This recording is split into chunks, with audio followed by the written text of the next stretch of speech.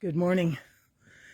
I'm walking the dog this morning, as usual, and I come across this. I want to show this to you. Look at that. The little growth in front of the grate. And I'm wondering, is there dirt piled all the way up to the grate that makes this thing grow?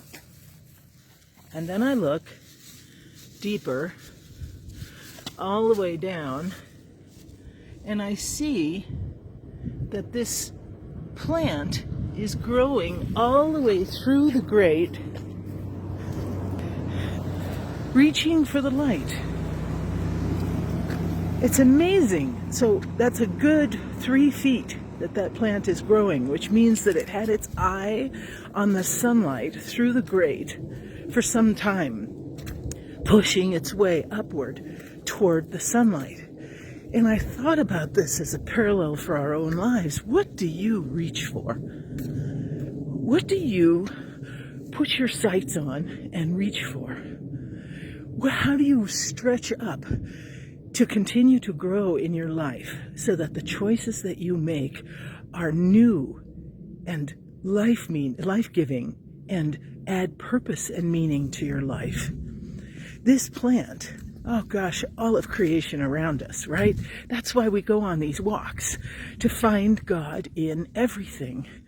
But this little image of this plant that surprised me, growing all the way up from the bottom of the gutter to the sunlight, clinging to the hope that it will see the sunlight, that it will actually cut through this darkness in which it finds itself and raise its head through the grate and continue to thrive.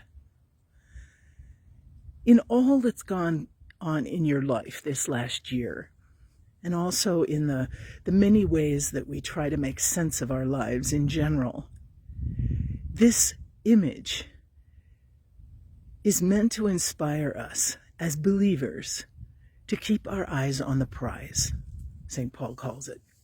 Keeping our eyes on the prize, meaning a life well lived with the divine and others in our sights. Our life is really not meant to be lived for ourselves. Okay, well, I shouldn't tell you what to do. I'm just saying for myself, this is what I ponder so often. How can I make an option for others when I'm making a decision?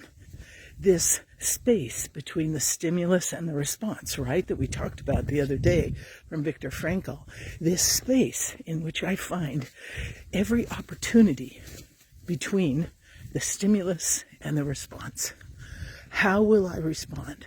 How will I find purpose and meaning in my life? By putting others first. By trying to discern what the good for the bigger picture is, not just for my immediate satisfaction.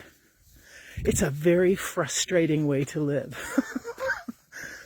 Because you wish others would live that way with you, right? No, in fact, it's often the minority. But I love this image of this little plant pushing its way through the grate up into the sunlight. Stretch for what you long for. Set your sights on something that gives your life meaning and purpose, and go for it. Take action in ways that perhaps you've been disillusioned before. Oh, it won't work. Oh, it hasn't worked. Or other people say, you're nuts to even try it. Go for it. You have one life to live, as do I. Why wouldn't we fill it with the greatest opportunities to offer meaning and purpose, not only to our life, but to the lives of others?